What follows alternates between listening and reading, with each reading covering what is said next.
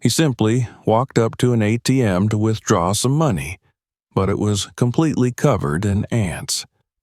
When the machine was opened, everyone was shocked by what they found inside. Subscribe and write in the comments which city or country you're watching this video from. The man had learned, over many years, to think of money not as something that promised comfort or ambition, but as a thin line separating order from chaos. He did not chase it, did not romanticize it, did not imagine it multiplying into something grand. He measured it carefully, counted it twice, and assigned it tasks the way other people assigned hope. Rent first, utilities next. Food calculated down to the last practical choice. Everything else, if there was anything else, waited quietly at the bottom of the list and usually remained there. He was a black man in a city that rarely noticed people like him unless they caused a problem or became one. His life had passed without spectacle. He worked a job that demanded reliability more than brilliance, consistency more than recognition.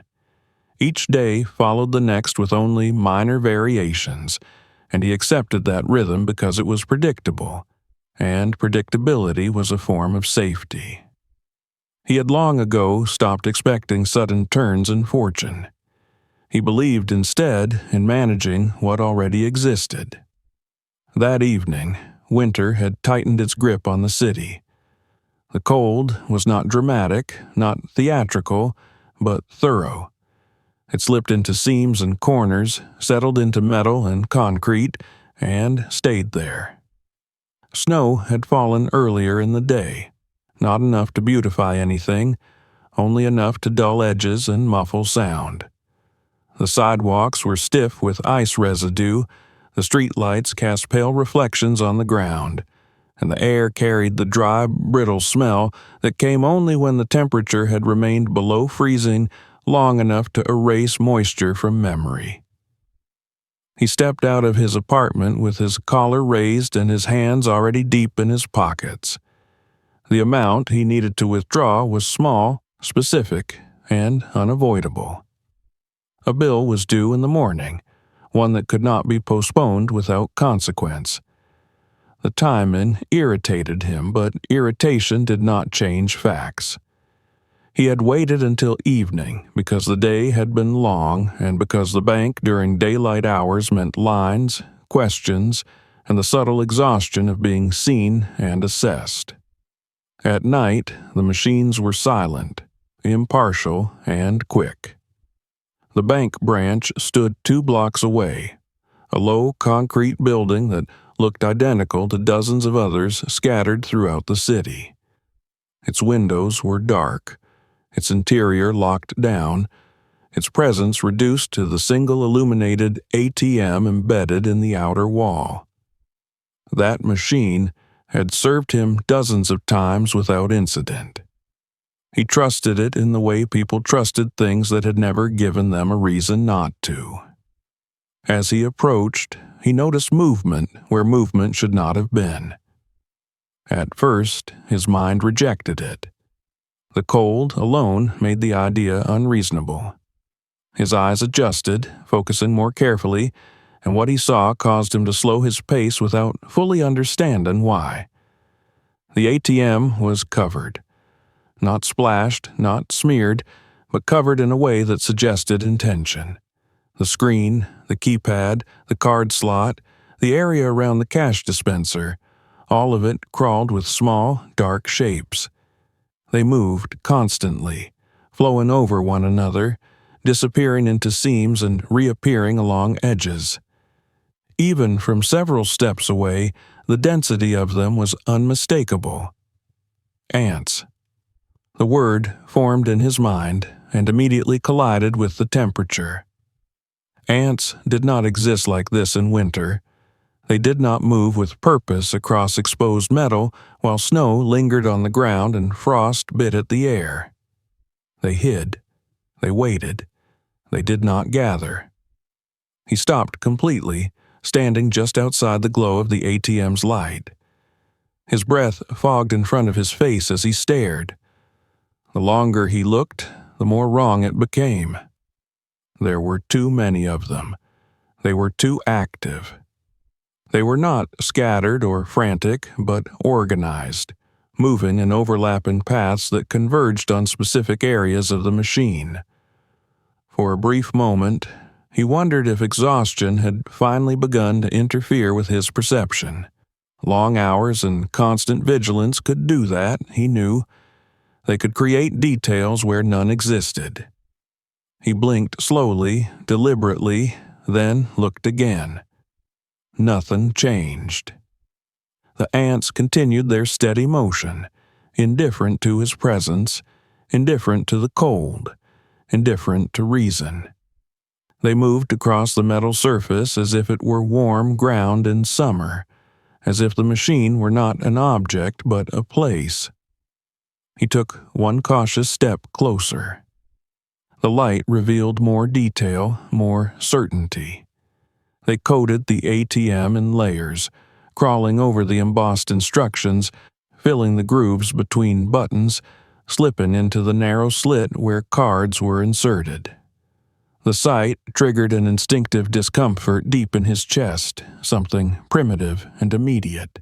This was not merely strange, it was invasive. He did not touch the machine.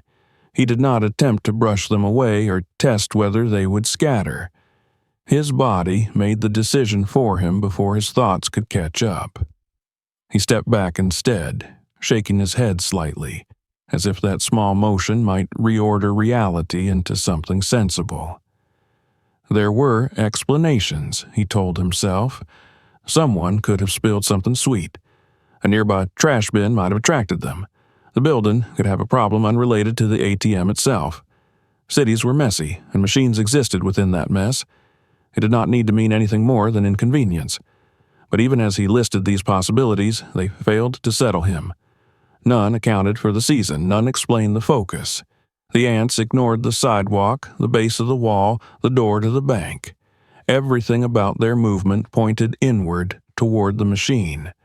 He stood there longer than he intended, the cold creeping through his coat, his fingers stiffening inside his pockets. Finally, he turned away. He could not withdraw money tonight, not from that machine. He would have to find another location or adjust his plans. The annoyance returned, familiar and manageable, but it carried a thin edge of unease that he could not fully dismiss. As he walked home, he glanced back once. The ATM glowed steadily in the dark, unchanged, its surface alive with motion. The image followed him the rest of the way, lingering even after he closed his apartment door behind him and locked it. That night, sleep did not come easily. He lay awake, listening to the faint hum of the building, replaying the sight in his mind with unwanted clarity. The ants appeared again and again behind his closed eyes, their paths intersecting, their presence defying the logic he depended on.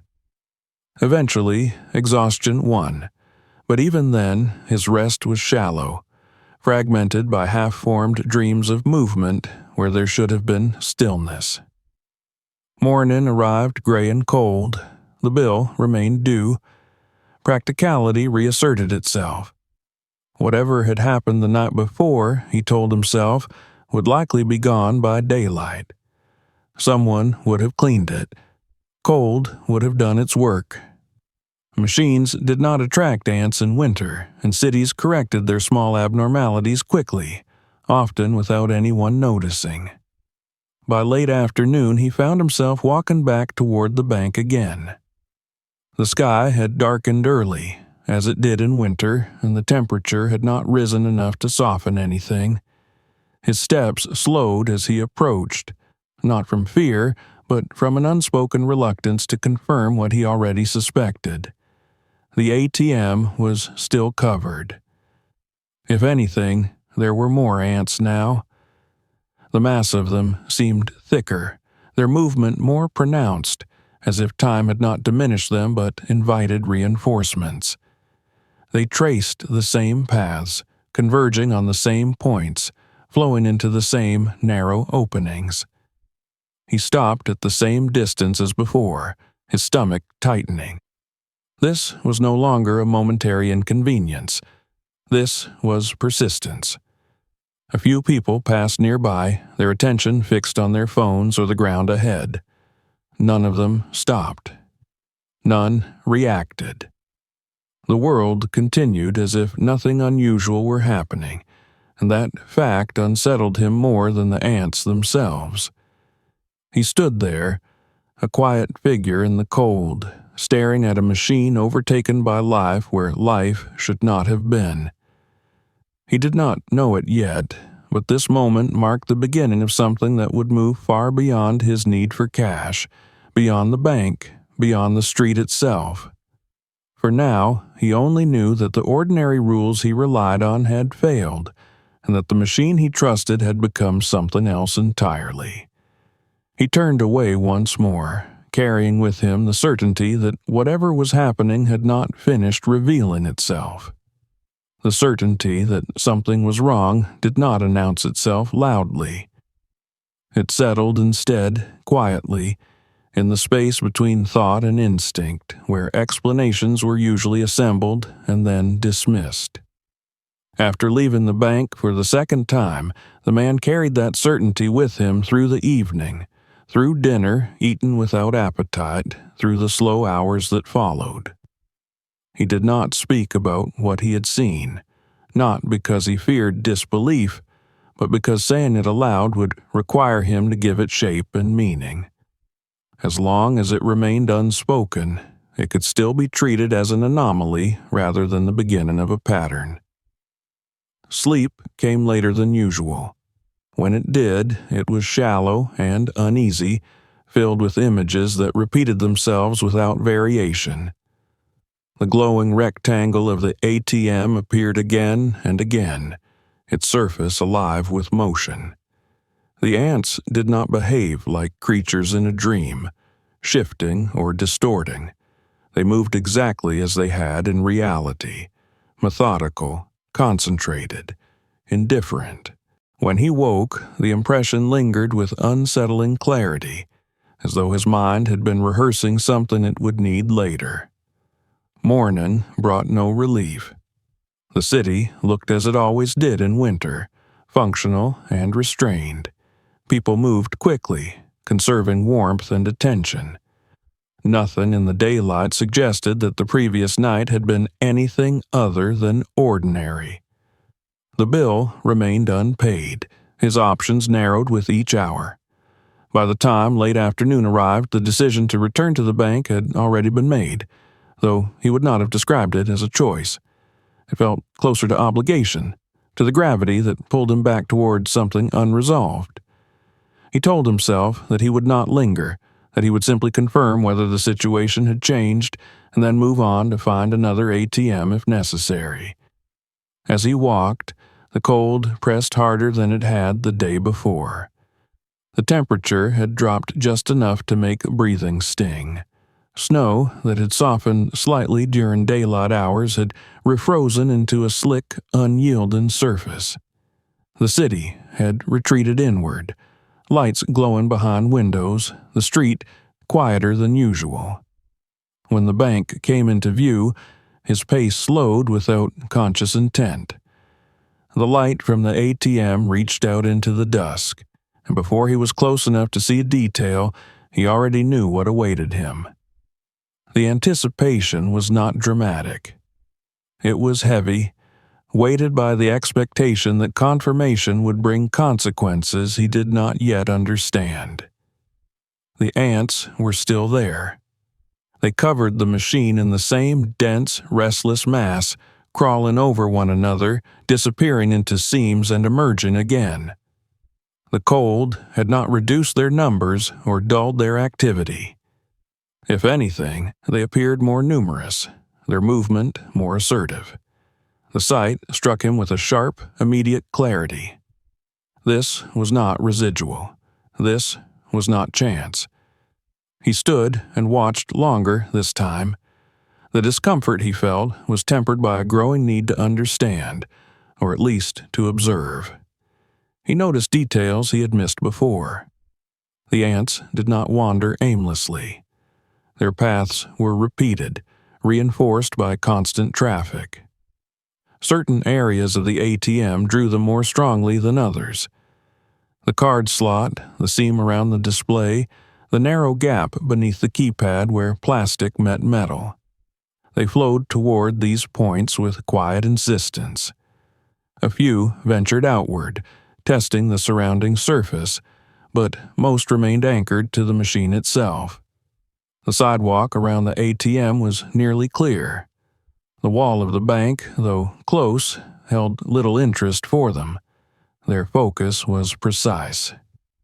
He shifted his weight, careful not to step too close. The ants did not react to his movement. They did not scatter or retreat. They behaved as if he were irrelevant, as if the machine alone mattered. That indifference unsettled him more than aggression would have. Other people passed by. Some glanced briefly at the ATM, registering the movement without fully processing it. Others did not look at all. No one stopped. No one asked questions. The city's collective habit of ignoring what did not immediately demand attention was on full display. The man felt oddly separated from it, as though he had crossed an invisible threshold into awareness that others refused to acknowledge. He considered taking out his phone, documenting the scene, but the impulse faded quickly. Images would not capture the wrongness of it. They would flatten the experience, turn it into something easily dismissed. He needed something more concrete, though he did not yet know what that might be. Eventually, practicality asserted itself again. He still needed cash. The ants had made this machine unusable, but the city was not limited to one bank. He turned away and walked several blocks farther, finding another ATM attached to a grocery store. That machine functioned normally, its surface cold and lifeless, exactly as it should be. He withdrew the amount he needed and felt a brief, hollow sense of relief. On his way home, however, his thoughts returned to the first ATM with persistent insistence. The contrast between the two machines sharpened the strangeness of what he had witnessed. One was inert, obedient to the rules he understood. The other had become something else, a focal point for living movement in a season defined by dormancy. Over the next day, he found his attention drawn repeatedly to the bank's location.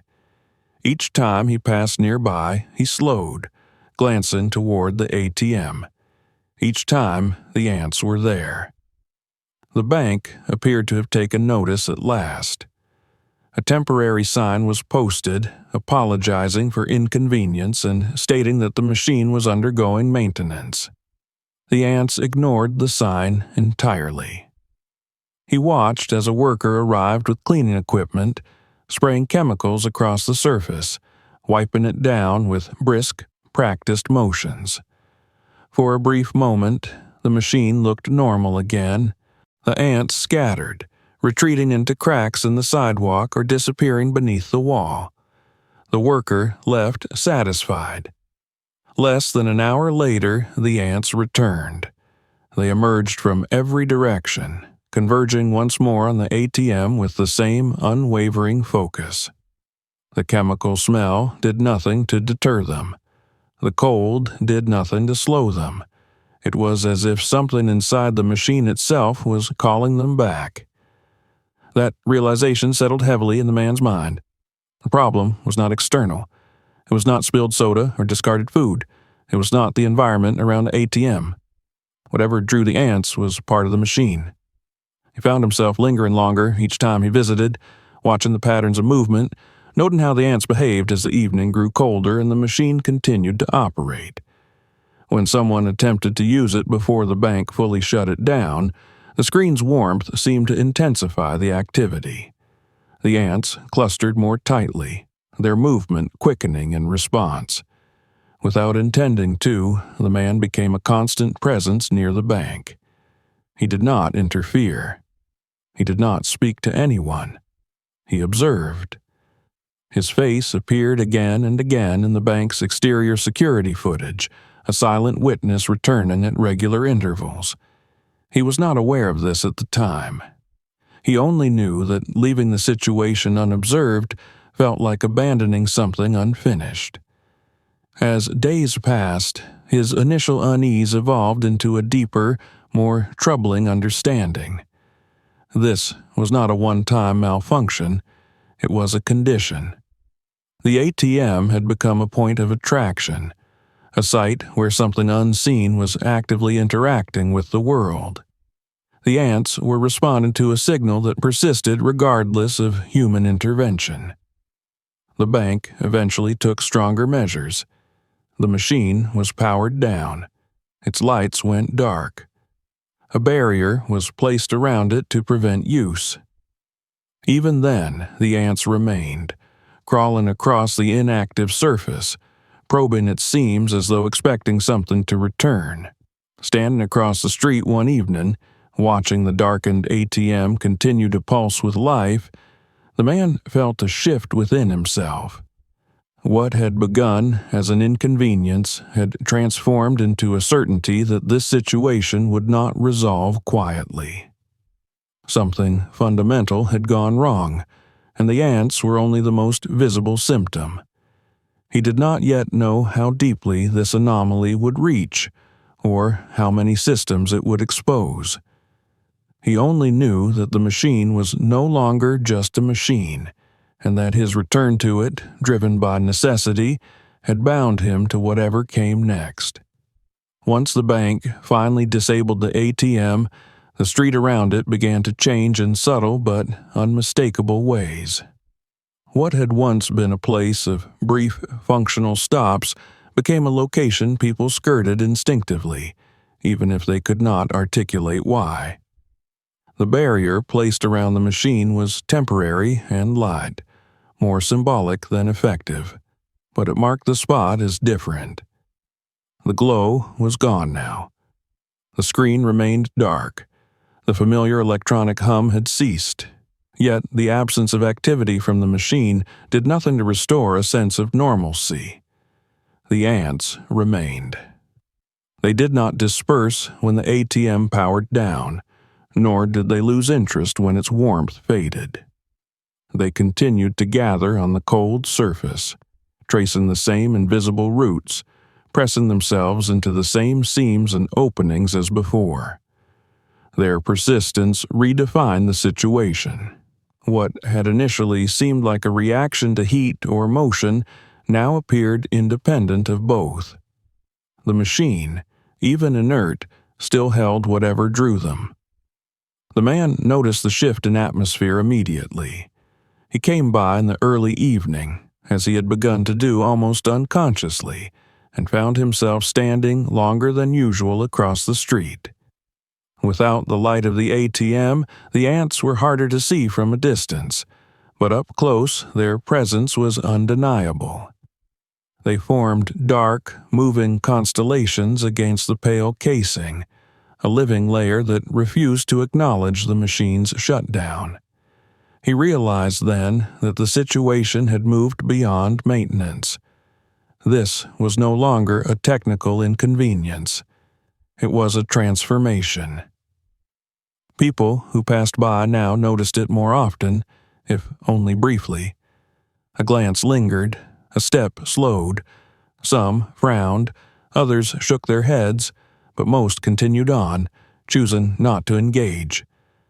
A few pulled out phones to take pictures, standing just long enough to capture proof before retreating. None stayed.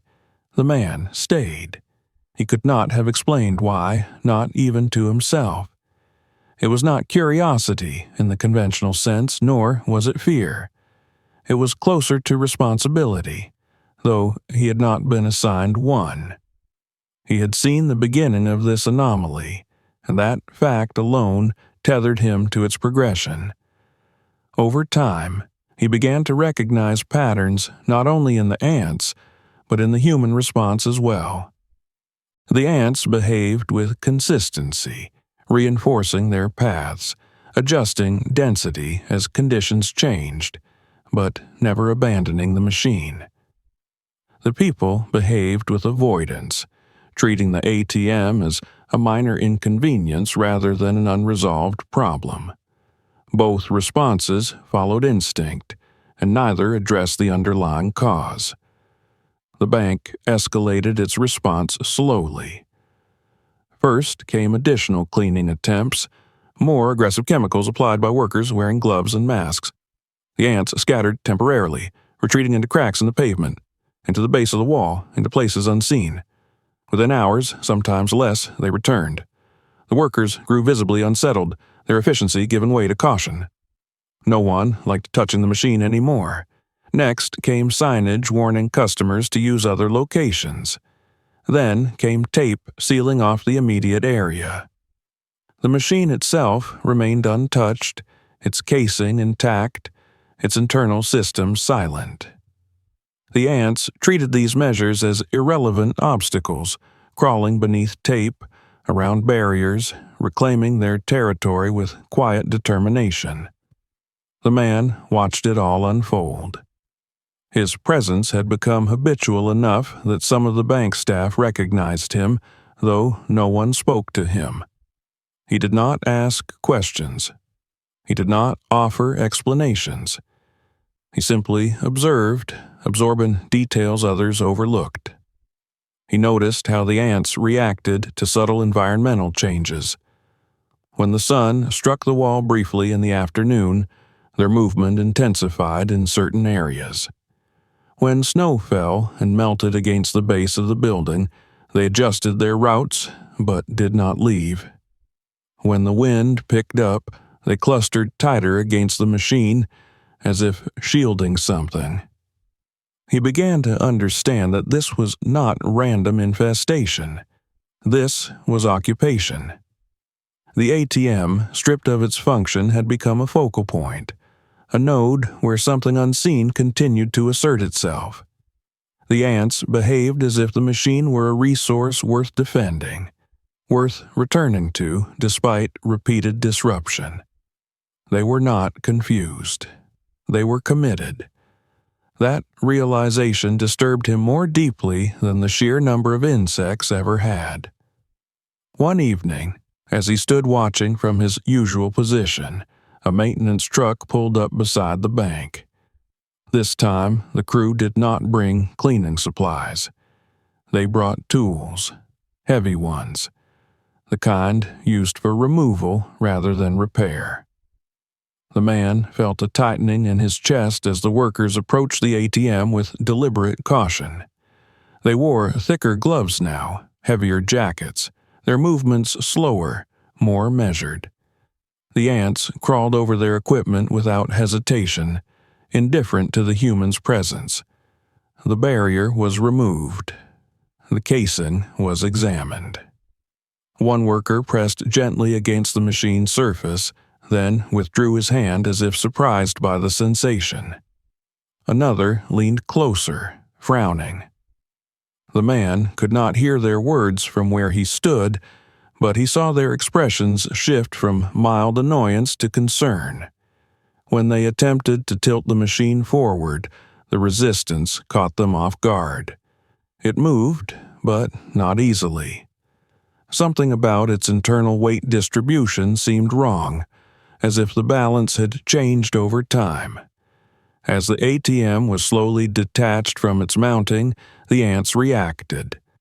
Their movement intensified, patterns tightening, streams converging on the seams where the casing met the wall. The man felt a strange surge of anticipation, though he did not yet know what it meant. The machine was finally freed and loaded onto a wheeled platform. As it moved away from the wall, the ants followed, spilling across the pavement, refusing to abandon it. The sight was unsettling, a living mass trailing behind an object that should have meant nothing to them. Even when the ATM was rolled into the truck, the ants clung to it, disappearing into the darkness of the cargo area. The workers hesitated, exchanging looks, but completed the task. The doors closed. The truck drove away. For a moment, the sidewalk seemed suddenly empty. The ants that had spilled onto the ground scattered, searching briefly before retreating into cracks and crevices. The wall of the bank was bare, marked only by discoloration where the machine had been. People resumed passing by more normally. The street exhaled as if relieved.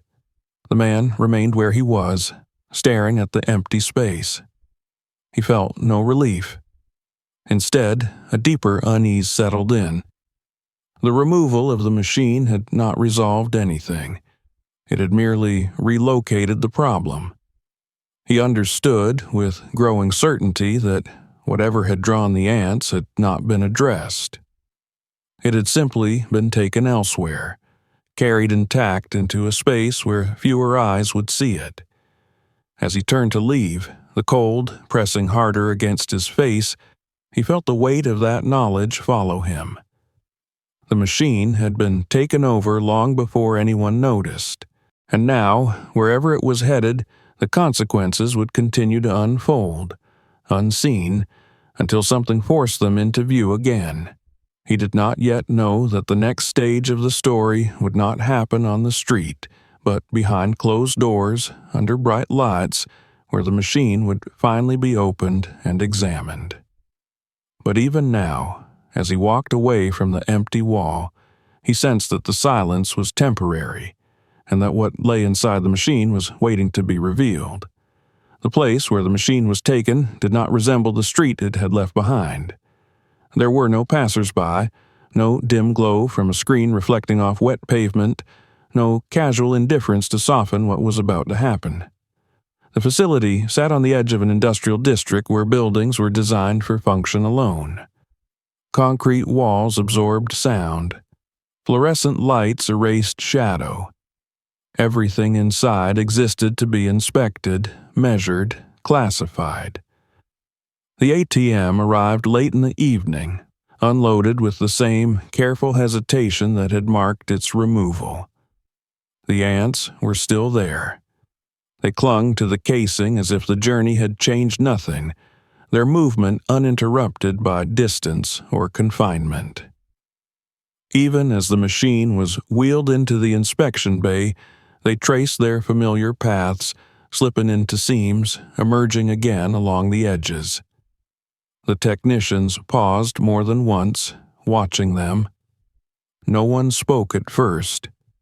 There was an unspoken recognition that whatever this was, it had exceeded the boundaries of routine malfunction. The machine was placed beneath bright overhead lights, its surface exposed in unforgiving clarity. The ants seemed almost more visible here, their dark bodies stark against the pale casing. One of the technicians reached out and pressed a gloved hand lightly against the side of the machine. The reaction was immediate. He withdrew his hand and stared at the glove, flexing his fingers as if reassessing the sensation. The surface was warmer than expected. Not hot, not even noticeably heated by any obvious source, but wrong. A machine that had been powered down for days should have been cold, fully equilibrated with the surrounding air. This one was not. That observation shifted the atmosphere in the room.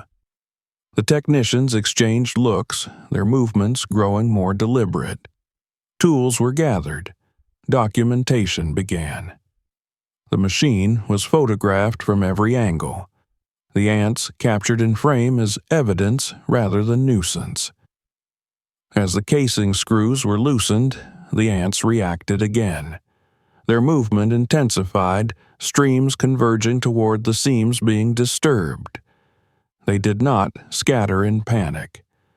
They pressed closer, as though the act of opening the machine confirmed something they had already known. When the outer panel finally came away, the smell emerged. It was faint at first, barely perceptible beneath the sterile odor of the facility, but unmistakably out of place. Sweet. Not the sharp sweetness of chemicals or solvents, but something organic, rounded, almost warm. It did not belong inside a financial machine, and its presence drew immediate attention. The technicians leaned in despite themselves. Inside the casing, beneath layers of wiring and insulation, there was moisture. Not condensation from temperature difference, but residue.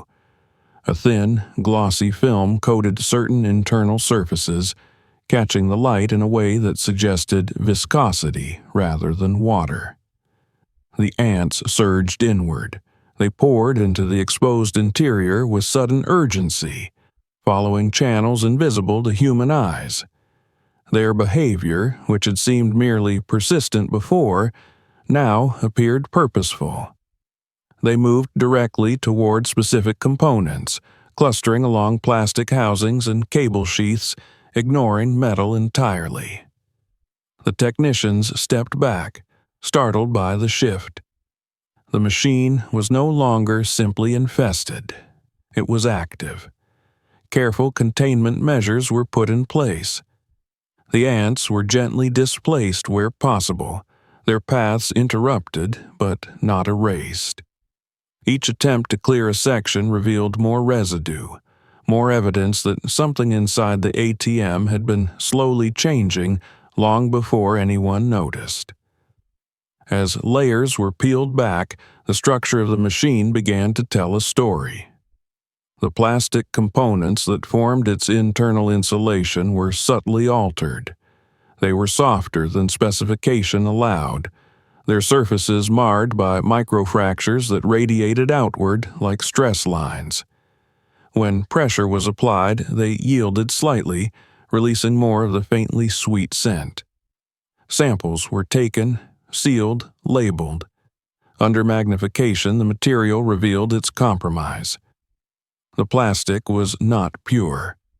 Embedded within it were traces of organic compounds dispersed unevenly, trapped during the manufacturing process and never fully neutralized.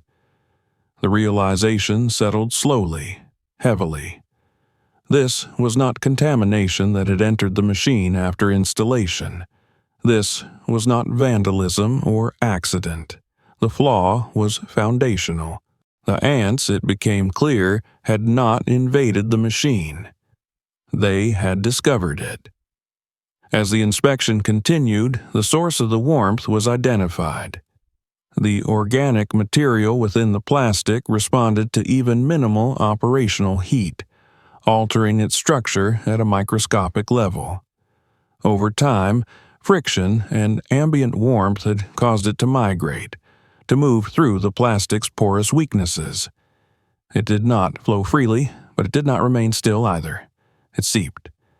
The residue found inside the machine was not a spill, it was an exudate. When the ATM had been operational, the warmth generated by its electronics had accelerated the process. The sweet compounds had been drawn outward, slowly reaching the surface through cracks too small to be seen by the naked eye.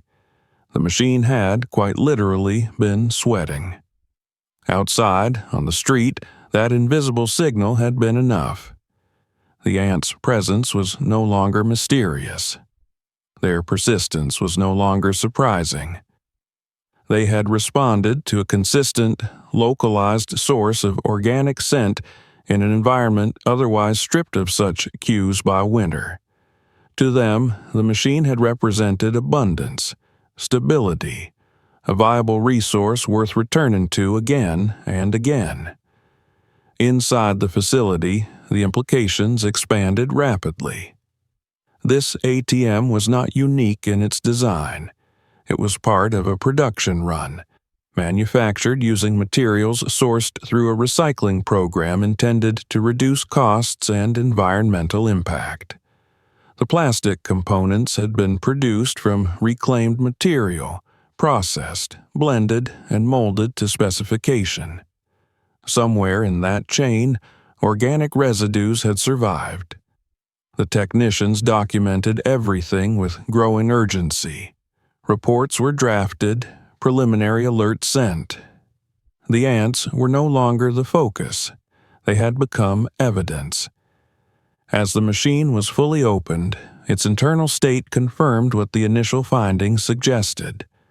The contamination was not superficial. It permeated the insulation, the housings, the non-conductive supports.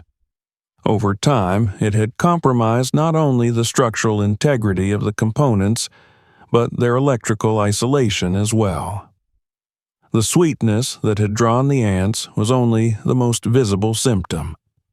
Beneath it lay the potential for far more serious consequences. By the time the inspection concluded, the room felt smaller. The machine sat disassembled under the lights, stripped of mystery but heavy with implication. The ants had been removed, contained, documented, but their role in the story was already complete. They had led humans to a problem that had been hiding in plain sight. The machine was sealed for further analysis, its components packaged separately for testing. Outside the facility, the night was as cold and quiet as ever. The street where the ATM had once stood remained empty, its absence barely noticed by those who passed. The man who had first seen the ants did not know what was happening inside the inspection bay. He did not know that the machine was being opened, that its internal failure was being mapped in detail. He only knew that something he had witnessed out of necessity had been taken seriously at last. The opening of the machine marked a transition. What had been an anomaly was now an investigation. What had been a local inconvenience was becoming something larger, something that would not remain contained within a single facility or a single report. The ATM had been opened, and in doing so, it had exposed a vulnerability that could no longer be ignored. The answers did not arrive all at once. They emerged slowly, layered, reluctant, as though the system itself resisted being fully understood. Once the machine had been opened and its internal condition documented, the focus shifted from what had happened to how it could have happened at all. The ATM, stripped of its casing and reduced to labeled components, was no longer an object of mystery but a source of questions that reached far beyond the inspection facility. Samples of the compromised plastic were sent to multiple laboratories. Each lab approached the material differently, applying chemical analysis, thermal stress testing, and microscopic imaging. What they found confirmed the technicians' initial suspicions and deepened them. The plastic was not merely contaminated on the surface. It had been altered at the molecular level. Organic compounds were embedded throughout its structure, unevenly distributed, bonded in ways that suggested incomplete processing rather than external exposure. The reports began to align. The compounds were sugars, stabilizers, and trace elements commonly found in industrial food syrups. Not residue in the casual sense, but remnants of something that had once been present in large quantity. The material had been exposed to it before being molded, before being shaped into the components now sitting under harsh laboratory lights. The investigation traced the supply chain backward, step by careful step. The ATM manufacturer had not produced its own plastic. It sourced non-conductive components from a third-party supplier specializing in recycled polymers. That supplier, in turn, acquired raw material from regional recycling facilities, where plastic waste from multiple industries was collected, sorted, processed, and blended. The system was efficient by design. It was also vulnerable. At one facility, months before the ATM had ever been installed on the street, a batch of plastic containers from a food processing plant had entered the recycling stream. These containers had once held concentrated syrup used in beverage production. Though they had been cleaned to regulatory standards, trace amounts of syrup had remained, absorbed into the plastic itself. During reprocessing, those containers were shredded, melted, and mixed with other plastic waste. Under ideal conditions, the high temperatures involved would have broken down any remaining organic compounds. But ideal conditions were expensive. Energy costs fluctuated, throughput targets loomed, equipment aged, a marginal reduction in temperature, a shortened processing cycle, a calibration slightly out of tolerance, and the organic residues survived. They did not remain liquid. They did not remain mobile. They became part of the material. The recycled plastic was pelletized, shipped, and molded into ATM components with no outward indication of flaw. To the manufacturer, it met specifications. It passed strength tests. It functioned as intended under standard operating conditions. Nothing in the existing quality control process was designed to detect organic inclusions at such low concentrations. The mistake was not dramatic. It was procedural. As the reports circulated, the narrative of the ATM began to change. It was no longer a single defective unit. It was a representative sample of a broader issue, one that had been quietly replicated across production runs. The same recycled plastic had been used in hundreds, possibly thousands of machines installed in similar environments. The ants had not discovered a rare anomaly. They had encountered a pattern. Within the plastic, the organic compounds behaved predictably over time. Under repeated cycles of mild heating and cooling, they migrated toward areas of lower resistance.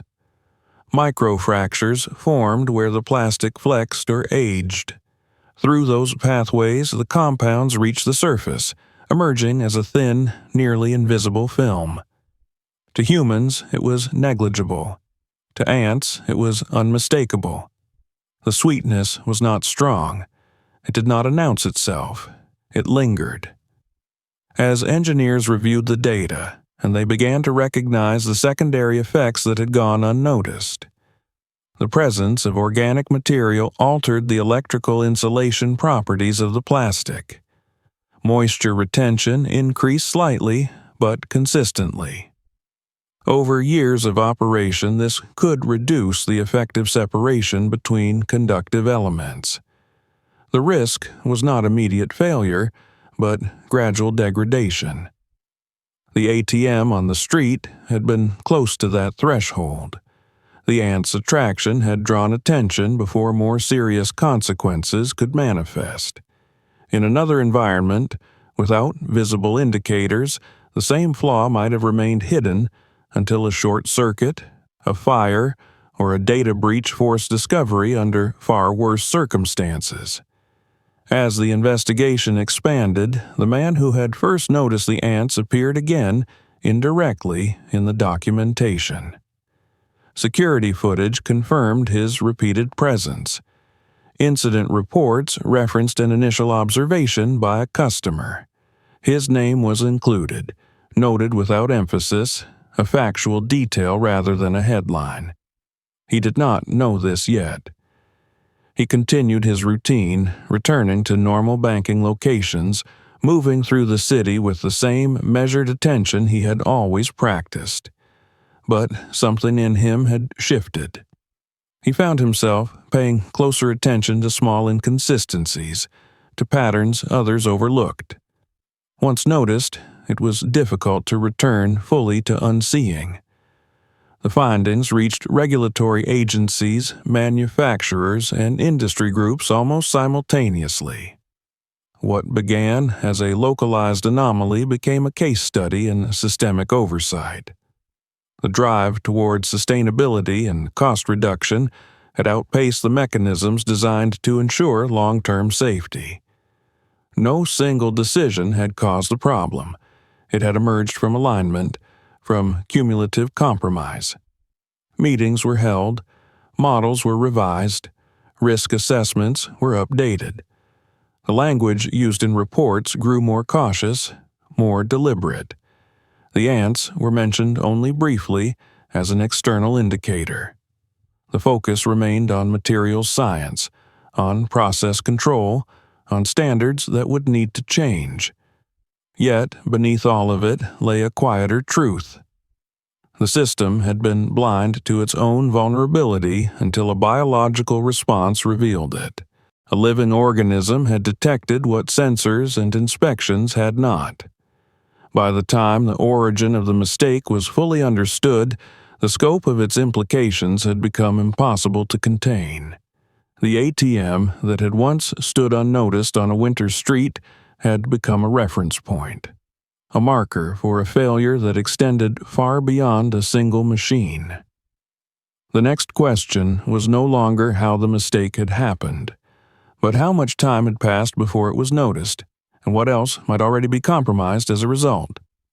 Once the origin of the flaw was established, the investigation entered a quieter and more troubling phase.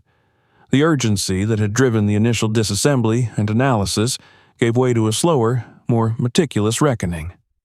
Understanding how the mistake had occurred answered only one part of the question. The more difficult task lay in determining what the mistake had been allowed to become. Engineers and analysts began to model scenarios rather than examine objects. The compromised plastic, now stripped of its anonymity, was subjected to simulations that projected its behavior over time. Heat cycles were repeated in accelerated sequences. Electrical loads were applied under varying humidity conditions. The results were consistent, and they were unsettling. The presence of organic material, even in trace amounts, altered the long-term stability of insulation in ways that were subtle but cumulative.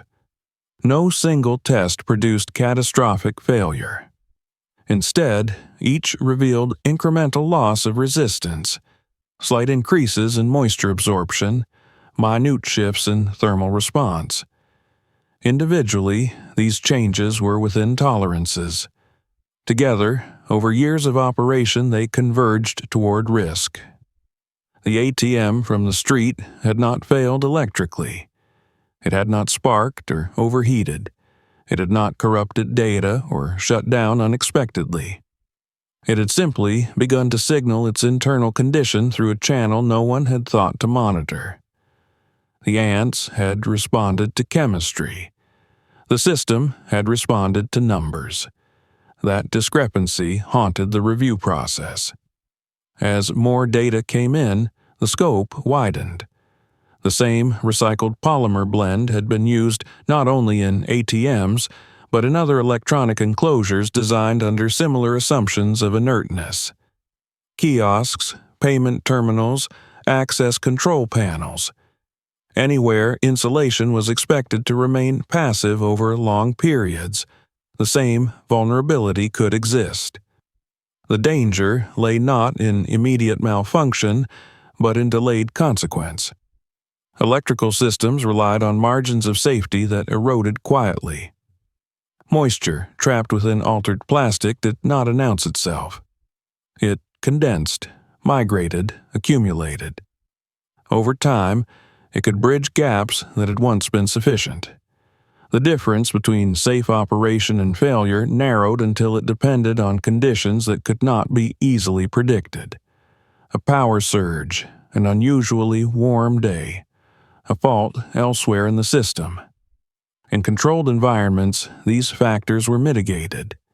In public spaces exposed to weather, usage patterns, and neglect, they aligned unpredictably. The ATM on the street had been fortunate, in a way that felt perverse.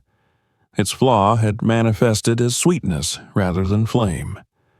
As the models grew more complex, so did the implications. Regulatory thresholds that had been considered conservative were revealed to be optimistic. Inspection intervals designed around visible wear failed to account for internal chemical migration. The standards that govern recycled materials emphasize strength and composition at the point of manufacture, not behavior across decades. The realization produced a kind of institutional discomfort. The industry prided itself on foresight, on anticipating failure modes before they reached the public. Yet, here was a failure that had existed invisibly within approved specifications. The ants had not exploited a weakness. They had illuminated it. Meetings extended late into the night. Reports grew longer, their language more cautious. Terms like acceptable risk and unlikely scenario appeared with increasing frequency, hedging conclusions that could not be softened without dishonesty. No one wanted to be responsible for declaring a widespread vulnerability, but no one could convincingly deny it either. In parallel with the technical analysis, quieter discussions took place. What would have happened if the ants had not appeared? If the ATM had been installed in a location less exposed to wildlife, less observed? The answer was uncomfortable in its uncertainty. The machine might have continued operating for years, its internal insulation slowly degrading. A short circuit might have occurred eventually, dismissed as isolated malfunction. A data error might have been blamed on software. A fire, if it happened at all, would have been attributed to wiring. The true cause would likely have remained hidden. That possibility altered the tone of the investigation. The ants were no longer a curiosity. They were a warning that had arrived early enough to be understood. Their presence reframed the narrative from one of defect to one of near miss. The man who had first noticed them remained unaware of the depth of what was unfolding. He continued his routines, his days marked by the same quiet discipline as before. Yet, even without direct knowledge, he sensed that something unresolved lingered beneath the surface of ordinary systems. He found himself pausing longer when machines behaved unexpectedly, when patterns seemed slightly off. The experience had sharpened his attention, though it had not given him answers. Occasionally, he passed the spot where the ATM had once stood. The wall had been repaired, the discoloration painted over. To anyone else, it was an absence quickly forgotten. To him, it was a reminder that the city contained layers of history invisible to those who did not look closely. Within the industry, the debate shifted from analysis to response. The question was no longer whether the flaw posed a risk, but how to address it without creating panic or disruption disproportionate to the evidence. The economic implications were significant. Replacing or retrofitting machines across a wide network would be costly and logistically complex. Doing nothing, however, now carried a risk that could no longer be dismissed as theoretical. The ants had changed the calculus. In the end, what troubled the investigators most was not the specific vulnerability they had uncovered, but the method by which it had been revealed. A living system had detected a failure long before the design safeguards had done so.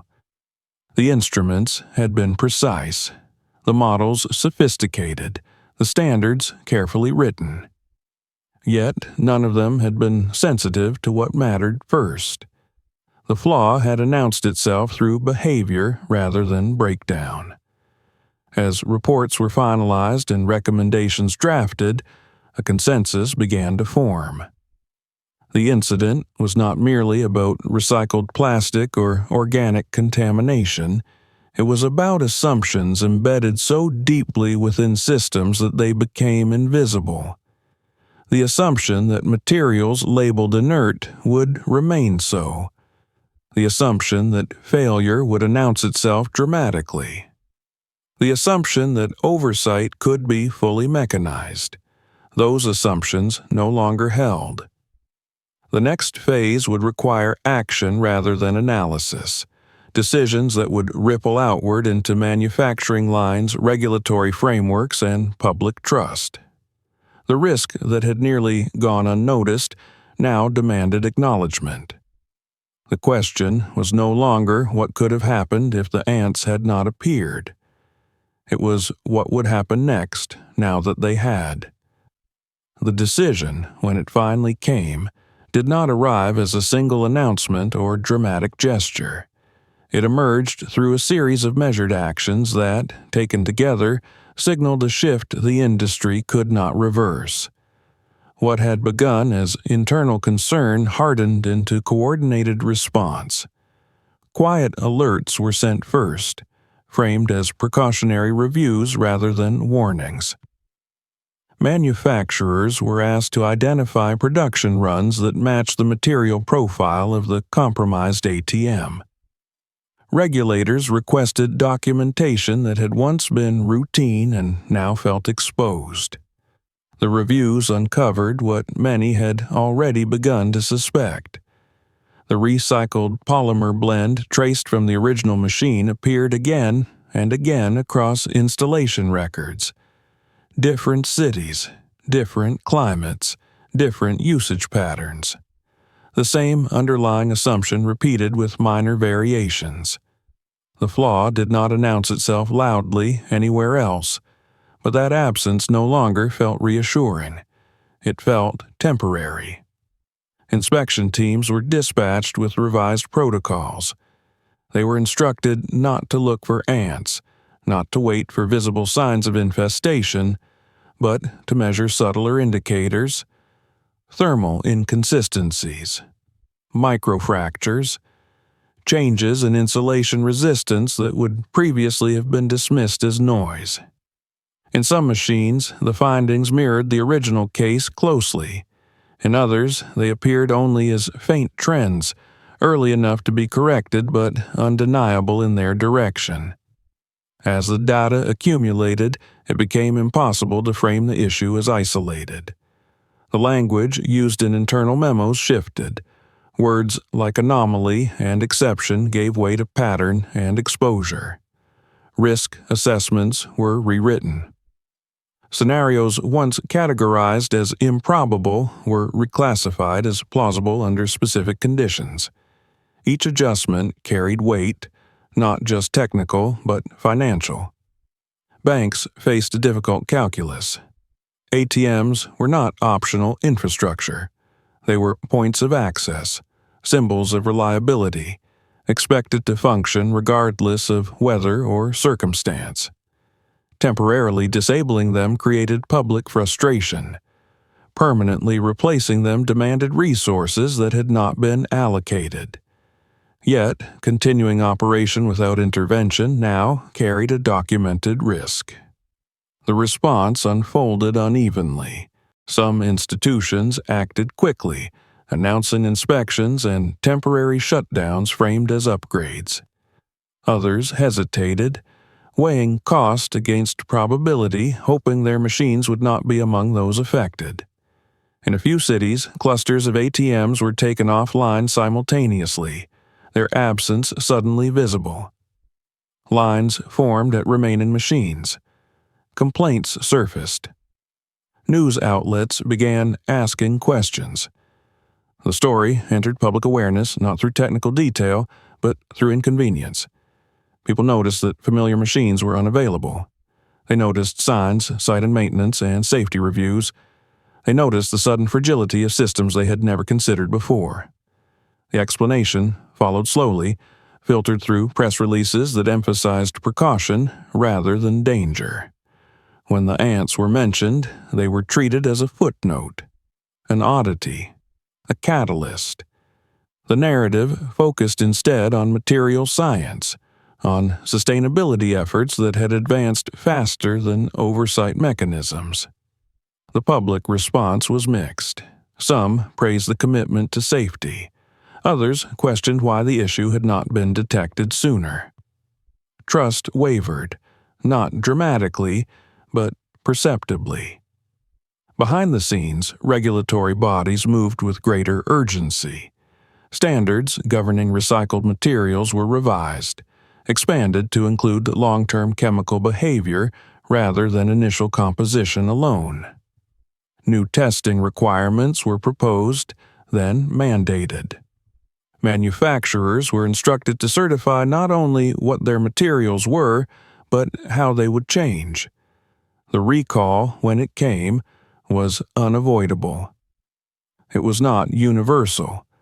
Not every machine was affected. But enough were, and enough uncertainty surrounded the remainder, that a broad corrective action became the only defensible choice. Notices were issued, schedules were established. The process stretched over months, disrupting routines in ways both minor and profound. The man who had first noticed the ants encountered the consequences in small, personal ways. ATMs near his home were shut down temporarily. He adjusted, walking farther, waiting longer. He listened as others complained, unaware that the inconvenience traced back to something he had seen and not understood at the time. His role remained invisible, preserved only in documentation few would ever read. Occasionally, he saw news segments covering the issue. Experts spoke calmly, confidently, explaining the measures being taken. Diagrams appeared on screens, simplified representations of complex processes. The story was framed as a success of oversight, a demonstration of systems working as intended. He felt no pride in that framing, nor resentment. What he felt was something quieter, a recognition of how easily the situation might have gone differently, how the warning might have been missed, how close the problem had come to remaining buried within acceptable margins. As replacements were installed, the city slowly returned to normal. New machines appeared, their casings pristine, their materials certified under revised standards. The absence of ants went unnoticed by most. The lesson they had carried was not easily visible. Within the industry, the incident became a reference point. Training materials cited it. Case studies analyzed it. It entered the institutional memory as an example of emergent risk, of failure detected through unexpected channels. It influenced design decisions in subtle ways, shaping how future systems would be evaluated. The chain reaction extended beyond ATMs. Other sectors took note. Recycling processes were audited more rigorously. Cross-industry communication improved, if only incrementally. The assumption that sustainability and safety naturally aligned was replaced with a more cautious understanding of their interaction. For the man, life continued much as it had before. He did not seek recognition. He did not tell the story. Yet something fundamental had changed in how he perceived the world around him. He no longer saw infrastructure as static or self-correcting. He saw it as layered, contingent, dependent on vigilance that was often outsourced and sometimes absent. The recall concluded. The standards changed. The immediate risk receded, but the impact lingered, diffused through systems and habits, altering decisions in ways that would never be traced back to a single winter evening. The ants were gone. The machines were new. The street where it had begun bore no visible mark of what had occurred, only the accumulated responses remained, embedded in processes and policies, shaping outcomes quietly. The chain reaction had run its course, not with an explosion, but with a series of adjustments that redefined what safety meant. And at its origin lay an observation made by someone who had only wanted to withdraw money, and who had paid attention when something ordinary behaved otherwise. When the last of the affected machines was removed and replaced, the city did not mark the moment in any visible way. There was no announcement, no sense of closure that people could point to and recognize as an ending. Life simply resumed its usual rhythm, absorbing the disruption as it always did, smoothing it over until memory blurred into routine. The systems that had faltered were restored, improved, reinforced, and then taken for granted again. For the man, the end revealed itself more quietly. He noticed it one evening while walking home along the same route he had taken countless times before. The bank wall was whole again. The concrete had been patched and repainted, the faint discoloration erased with careful efficiency. Where the ATM had once been embedded, there was now nothing but an uninterrupted surface, flat and unremarkable. No light, no sound, no movement. He stopped without meaning to. The absence felt heavier than the presence ever had during the weeks when the machine had been there, even broken, even overtaken. It had drawn attention simply by existing. It had occupied space in his mind as well as on the street. Now that space was empty, and the emptiness demanded its own kind of reckoning. He stood there longer than anyone passing by would have understood. To them, it was just a wall. To him, it was a place where something invisible had surfaced briefly before being sealed away again, not by neglect, but by correction. The danger had been addressed. The systems had adapted. The story, for all practical purposes, was over. And yet, he thought back to that first night, the way he had slowed without knowing why, the way his body had recognized wrongness before his mind had accepted it. He remembered the cold, the light, the unsettling certainty that something ordinary had slipped its bounds. At the time, he had not known that he was standing at the edge of a larger failure, or that his attention would matter at all. He had only known that the machine did not belong to the rules he trusted. Nothing about his life had changed in any outward, measurable way as a result of what he had witnessed. He had not gained money, status, or recognition. His name had not appeared in articles or interviews. It existed only in reports, buried among timestamps and camera references attached to the phrase initial observer. A role without ceremony. Yet the experience had left its mark. He no longer passed through the city with the same passive confidence he once had. He noticed patterns now, small irregularities in places designed to be predictable. He noticed how often people relied on systems they did not understand, how easily anomalies were dismissed until they became impossible to ignore. He noticed how much of modern safety depended not on perfection, but on the assumption that flaws would announce themselves in time. The ants had announced it. That thought returned to him often, uninvited but persistent. They had not intended to warn anyone. They had followed instinct, responding to chemistry, to signals far older than machines or standards.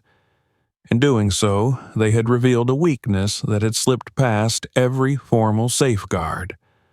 The system had listened only when the signal became visible enough to disrupt routine. He wondered how many other warnings went unnoticed every day because they did not inconvenience anyone yet. The new ATM that eventually replaced the old one stood a short distance away, mounted cleanly, its casing smooth and unblemished. He used it when necessary. It worked as expected. No ants gathered. No sweetness lingered. To anyone else, it represented improvement, progress, the quiet success of corrective action. To him, it represented something more fragile. He understood now that safety was not a fixed condition, but a continuous process, dependent on attention that could not be fully automated or outsourced. Standards could be rewritten, materials improved, inspections expanded, but none of it replaced the need for someone, somewhere, to notice when something ordinary behaved otherwise. On his way home, he resumed walking, leaving the empty wall behind. The city closed around him, indifferent as ever, functioning within margins that shifted invisibly from one day to the next. Lights turned on and off. Machines hummed. People moved through their routines, trusting that the structures supporting them would hold. He did not resent that trust. He shared it to a point. But it was no longer blind.